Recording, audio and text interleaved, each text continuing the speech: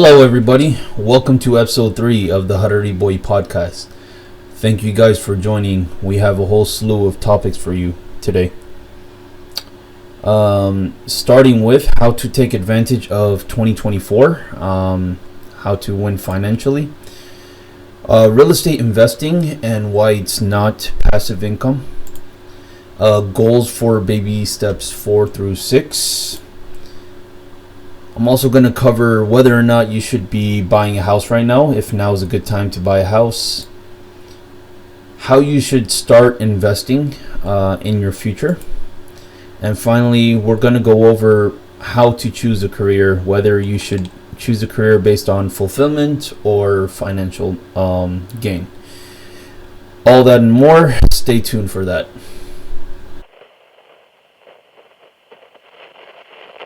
Now for today's sponsor, Rogue Energy. If you love energy or if you love hydration, Rogue Energy is your one-stop shop. I personally love to use the energy supplement as it helps me focus when I work, and it also helps me power through workouts when I go to the gym. I also love to use the hydration whenever I go out for a run or do any type of cardio activity. It really helps me replace my lost electrolytes. Make sure to use my code Harariboy at checkout for 10% off your purchase.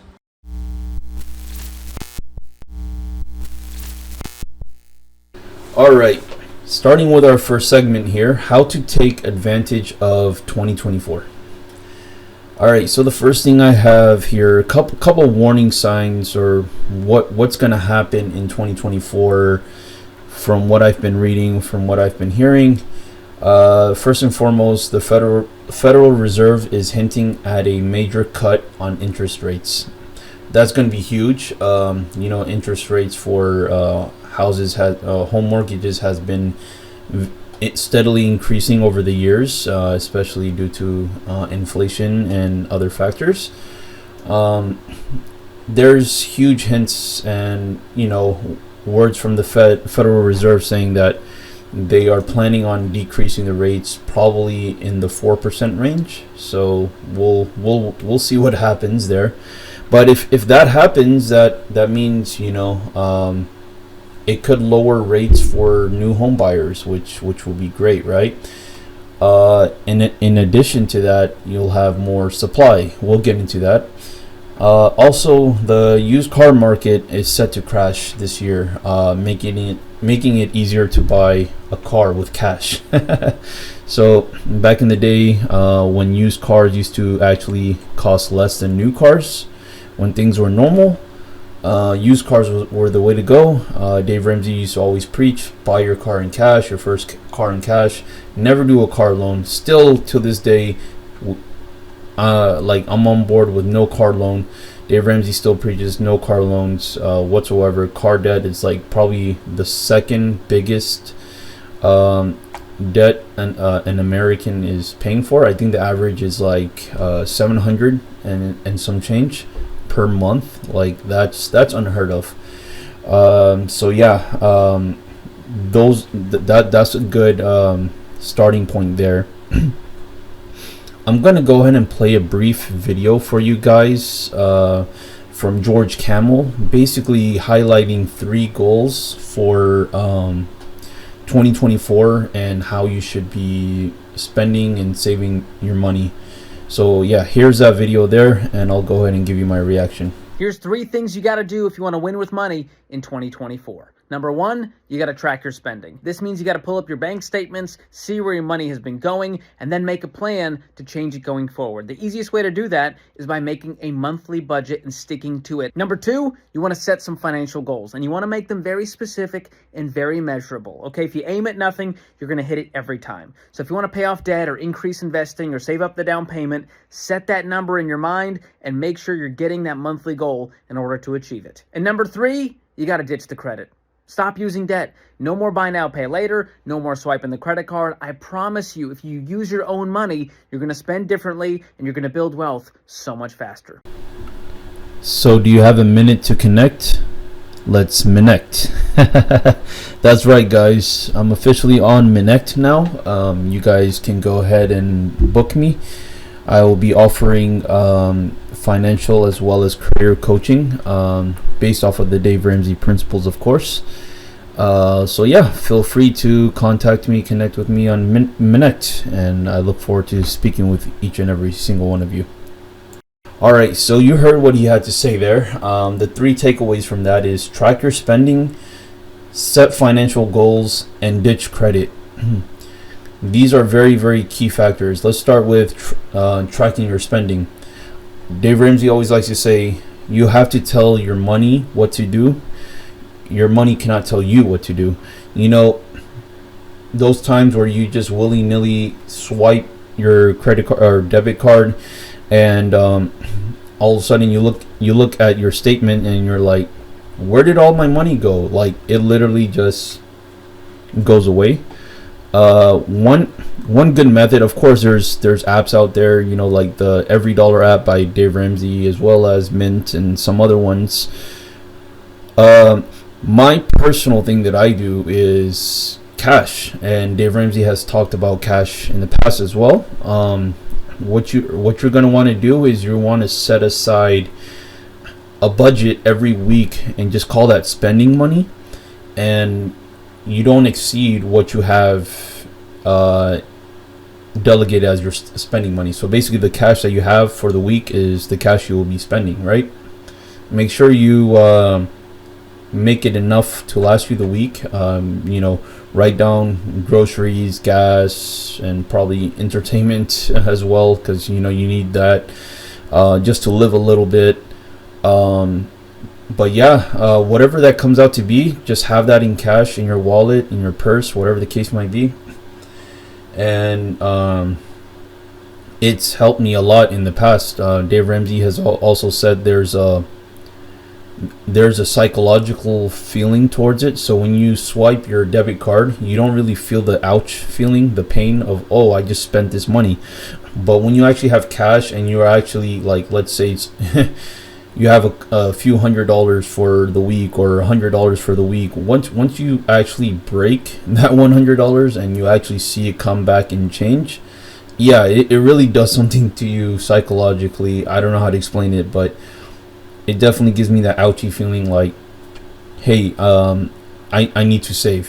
So pretty much, and I've been utilizing this method. I had no problems. Sometimes I'd even have some money left over towards the end of the week, which is great, right? Throw it in the jar or whatever. But yeah, that's definitely something that's been working for me. Find what works for you. It might not be the same, but that's where I found success in tracking spending.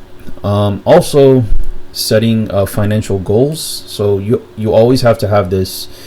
What I do is I say, hey, I want to save a percentage of my income every single month. You know, and I just have that in my mind, and then I kind of do what's called I don't know if it's actually called this, but I call it this, the subtraction method, right? So I have a set figure in my mind, and from that, every single every money that I put towards that financial goal I'm trying to hit for that month, I subtract it from that total. That way I actually see me actually accomplishing my goal, and once it gets to zero, that's like an amazing feeling, saying like, okay, I hit my goal for this month, and now I saved you know, whatever the case might be in my savings. And from there, you know, I'm able to just basically set that goal and keep track of it that way. From there, ditch credit. So yeah, those of you who are still, like, you know, dealing with credit, I know the most popular one is probably you know, credit card points. You have no idea how many times I hear this, especially the ones with, you know, consulting jobs and stuff like that, where your company basically reimburses you, and then you're just collecting on points, cash back, or flight rewards, whatever the case might be.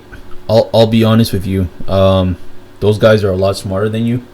They've done a lot of research. You might be thinking that you're gaming the system, like, oh my god, I'm getting all this free money back, but you got to think about it. You're actually spending more than they're giving you back, first of all, right? And second, you're basically funding their malpractices, let's say. of keeping people in debt for longer, and they're building their big buildings in the city on the financial bearings of others, which is terrible.